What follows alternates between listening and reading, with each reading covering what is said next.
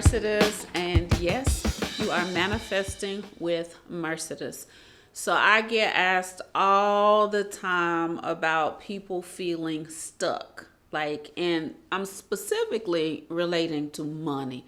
Specifically about manifesting with money, people say, I'm doing the work, but I'm not getting any results.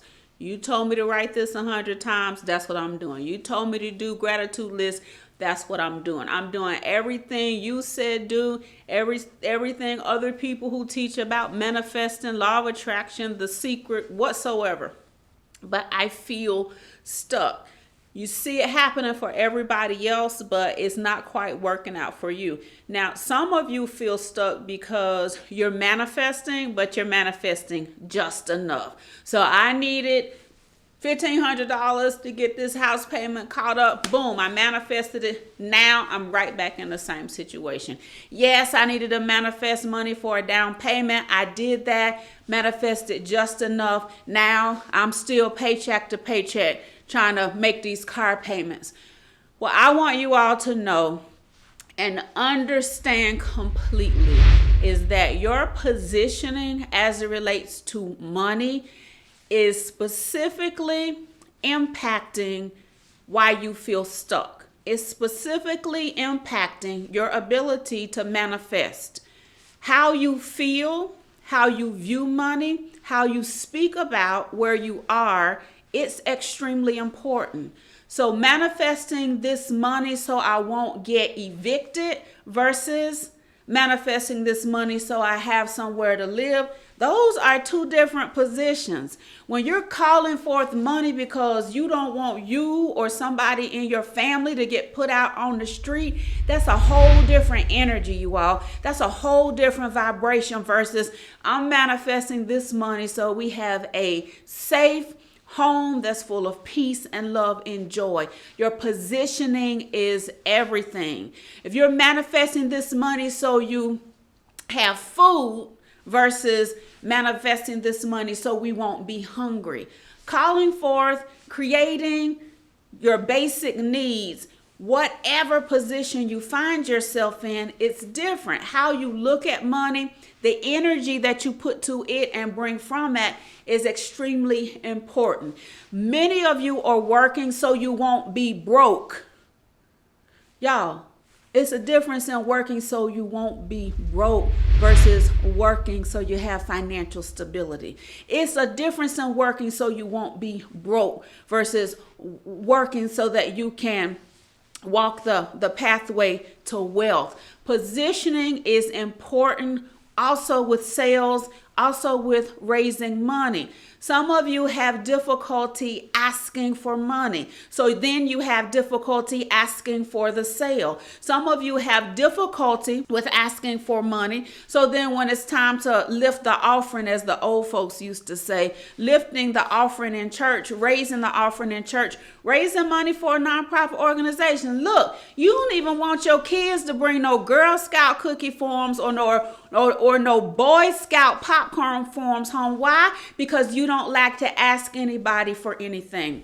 Here's what: your positioning, your energy as it relates to sales and as it relates to money. This is why oftentimes you feel stuck. And when you're selling or when you're raising money, you have to ask yourself, do I feel desperation or do I feel excitement? And if you're feeling desperation, that's the exact thing that you're passing to the person who you're supposed to be making a sale with.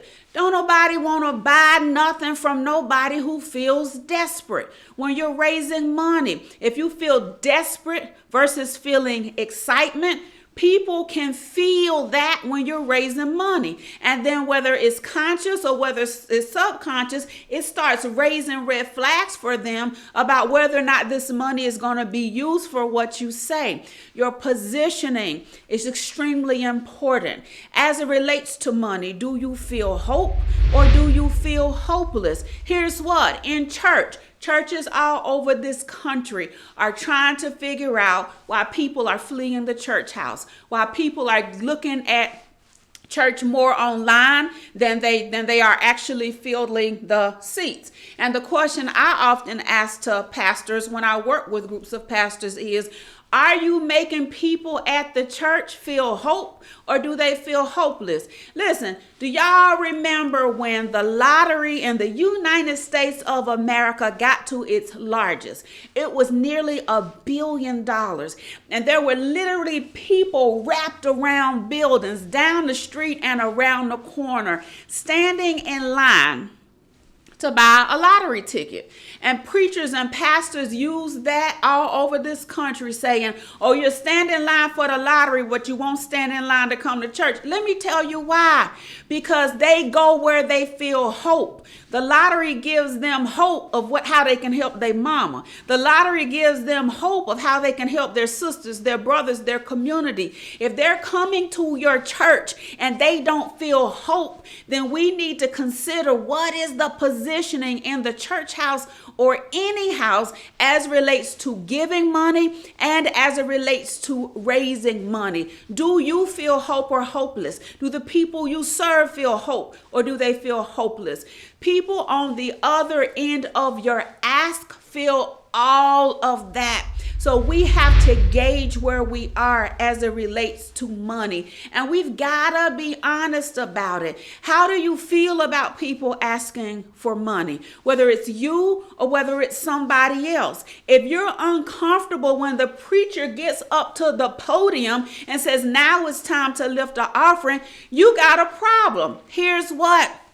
It should make you no difference one way or the other, whether they call for the $10 line, the $100 line, or the $1,000 line. You either gonna give some money or you not. But one of the reasons you have a problem with people asking is because you have an issue with money. Some of you have a problem with people selling something.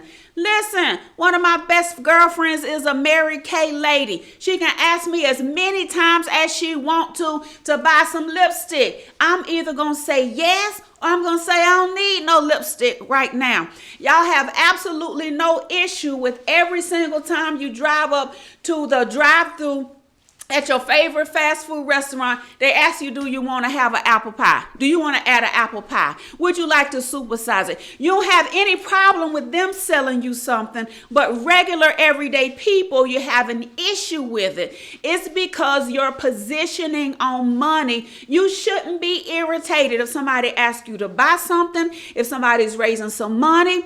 You have to gauge, where are your feelings? Why do you feel uncomfortable with people asking for money? Why do you feel uncomfortable with people raising money, with people lifting an offering, with people selling?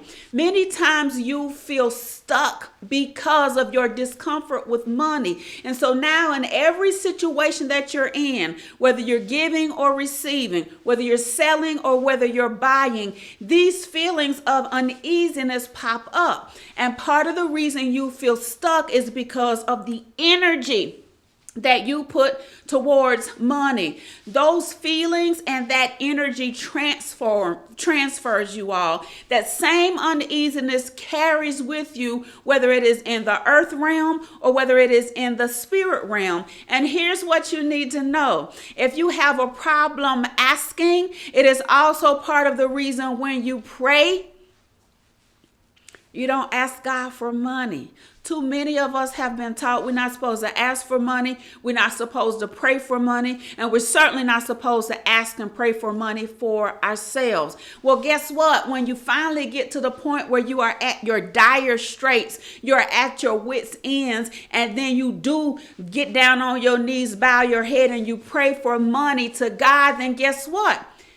Remember that script that says when you ask what? You ask amiss. That means your energy is off. That means your vibration is off. That means your positioning concerning money is off. And so what you have to do is realize that money is a good thing. I know they told you Money is the root of all evil. But you all, that is all out of context. Did they tell you the scripture that says money answereth all things? What I want you to do is know without question, if you're feeling stuck, you have to consider, what are your thoughts towards money? What are you thinking about it? What is the energy that you are putting out into the universe, or either transferring from person to person as it relates to money? Part of your stuckness, you all, is that you are uncomfortable around the thoughts and the notions and the concepts and the actions concerning money. And if you are uncomfortable, and it can play out in many different ways. It can play out in your emotions. You need to make a conscious decision to improve your thoughts about and energy around money and your vibration concerning money. So when you're feeling stuck, when you're in the place where you're saying, I'm doing all I can do and nothing is being made manifest, I'm not bringing in more money, I'm not getting a raise, I'm not selling more goods and services, I'm not able to raise money, men are not giving unto my bosom. Many times, you all, it has absolutely nothing to do with everybody else, and it has everything to do with you. What is your positioning concerning money? Search the corridors of your mind, search the chambers of your heart, such that you can reposition yourselves. He gives us the power to obtain wealth, but you're unable to tap into that power if you're positioning towards money, if your thoughts about money, and if the energy you expend to money, if it's off base. So reposition, flip the switch, tap into your power such that you can get unstuck and get the flow going to you easily and effortlessly. I'm Mercedes, and yes, you're manifesting with Mercedes.